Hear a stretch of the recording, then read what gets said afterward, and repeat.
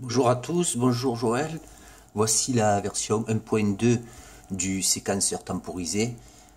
Donc je rappelle le but, c'est d'envoyer une commande pour la commander en fait 8 bits. L'idée c'est de ne pas activer les bits qui passent de 0 à 1 en même temps, mais avec un décalage dans le temps pour pas avoir un pic de consommation. Donc cette version en fait, les commandes sont reçues via le port série et la temporisation en fait du passage de 0 à 1 des bits n'est plus bloquante.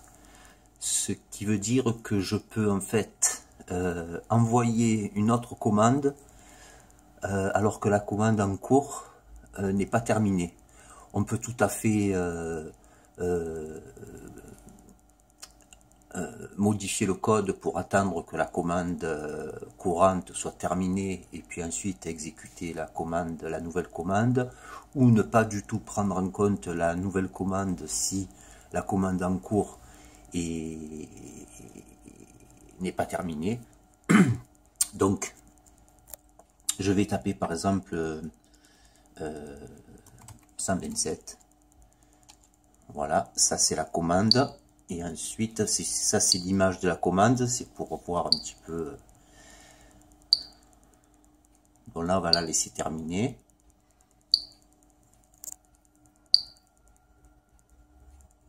Voilà.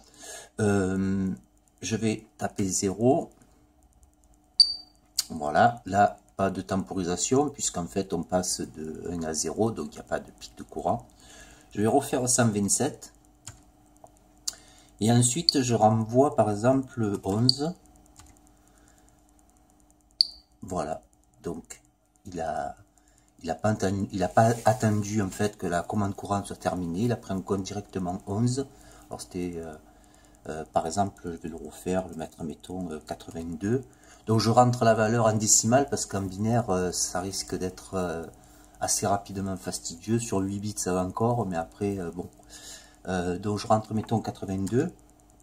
Donc voilà la commande en vert. Et l'autre commande qui va se mettre en route, là, je vais rentrer 92.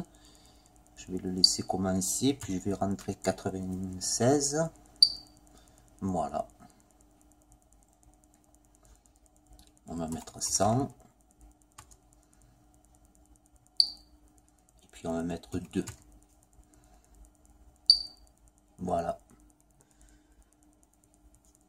Dans la prochaine étape, c'est en fait la commande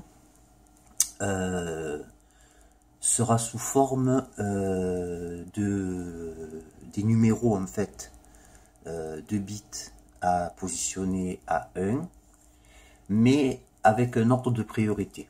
Voilà. Donc je vais certainement utiliser un tableau de quart ou